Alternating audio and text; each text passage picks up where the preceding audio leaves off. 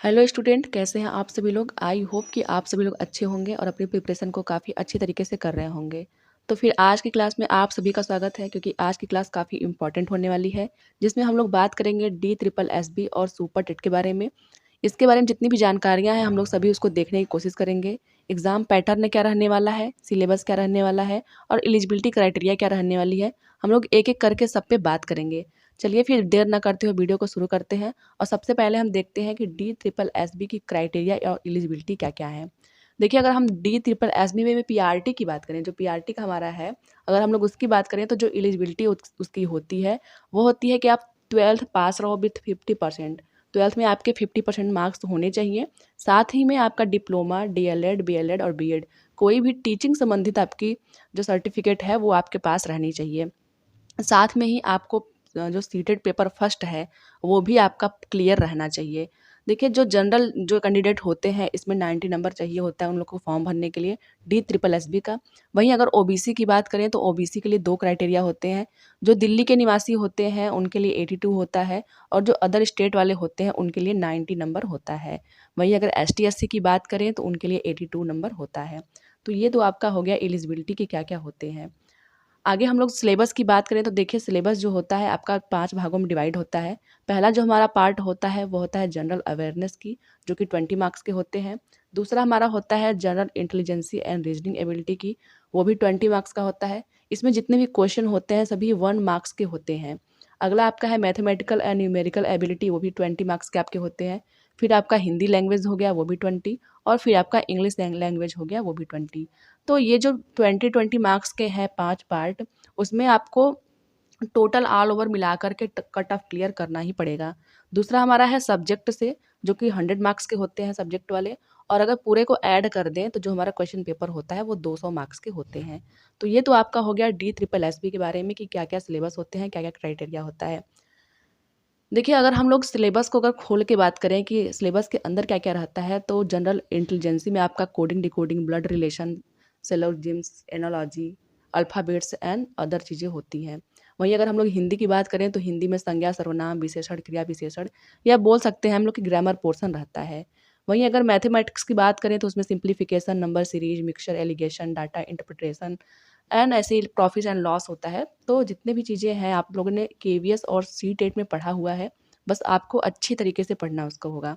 वहीं अगर इंग्लिश की बात करें तो वहीं ग्रामर आपका रहेगा, एरर रहेगा, थीम बेस्ड क्वेश्चन रहेंगे और बाकी सेंटेंस रहेंगे, क्लॉज रहेंगे।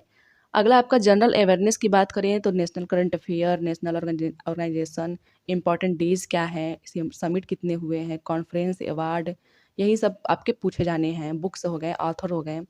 और अगर सब्जेक्ट की बात करें तो सब्जेक्ट में child physiology, psychology, teaching, methodology, behaviour, creativity, constructivism, theory, inclusive schools जो होते हैं उनके बारे में बात किया गया है। तो जो आपका ये सिलेबस है वो आपका सीटेट और जो आपने KVS का तैयारी किया होगा तो उससे मिलता जुलता कुछ है। मिलता जुलता कुछ क्या, 50% से अधिक जो सिलेबस हमारे होते हैं वो मिलते जुलते होते हैं टीचिंग एग्जाम्स के। तो आपको अगर तैयारी करना है तो बहुत ही अच्छा आपके लिए मौका है, क्योंकि DSSB का फॉर्म आने वाला है।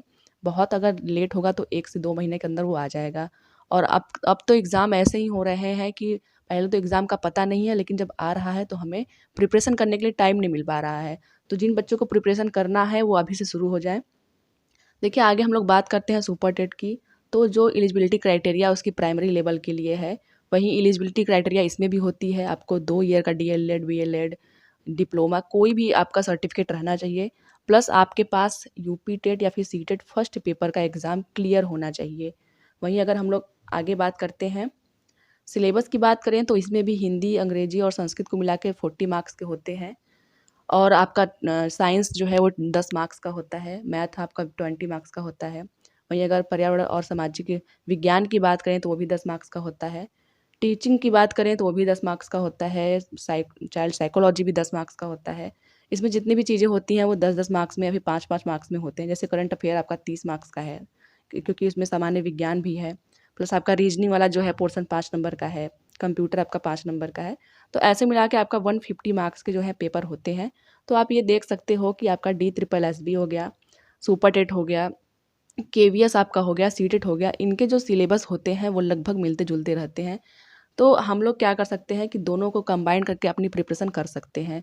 वहीं अगर हम लोग टॉपिक को खोल के बात करें कि इसके अंदर हमें क्या पढ़ना पड़ेगा, तो देखिए जो भाषा है उसमें हमें व्याकरण पढ़ना पड़ेगा, चाहे वो मैथ का हो, चाहे हिंदी का हो, हमें उसका व्याकरण पढ़ना होगा, चाहे वो संस्कृत का हो। वहीं अगर गणित की बात करें तो आपका दशमलव हो गया, चक्रवृद्धि ब्याज हो गया, लाभ-हानि हो गया, बीजगणितीय संक्रियाएँ हो गया, अनुपात, समानुपात, यही सब आपके हैं।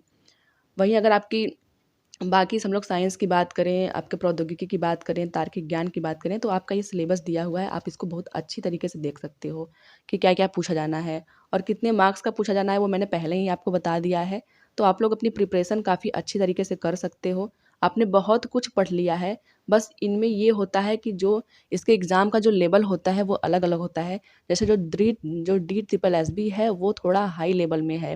वहीं अगर सुपर टेट की बात करें, तो सुपर टेट थोड़ा-सा उसके कंपैरिज़न में लो लेवल में आपको मिल जाएगा। तो आप चाहो तो इसकी कम जो है तैयारी कंबाइंड रूप से कर सकते हैं। हम ऑलरेडी हाई लेवल में अगर पढ़ेंगे तो हमारा सुपर टेट तो वैसे भी कवर होना है। तो जिन बच्चों को अपनी प्रिपरेशन करनी है डी ट्रिपल एसबी और सुपर टेट की, वो हमारे चैनल से जुड़ जाइए, क्योंकि हमारे चैनल पे एक सीरीज़ चलने वाली है, जो कि आपके डी ट्रिपल एसबी और सुपर टेट के लिए काफ़ी इम्पोर्टेंट होने वाली है। तो ये तो थी जानकारी डी ट्रिपल एसबी और सुपर टेट के बारे में, जिसमें हम लोगों ने जितनी भी जानकारियाँ थी उसको शेयर करने की कोशिश किया है। चलिए फिर मिलते हैं किसी और वीडियो में, तब तक के लिए धन्यवाद।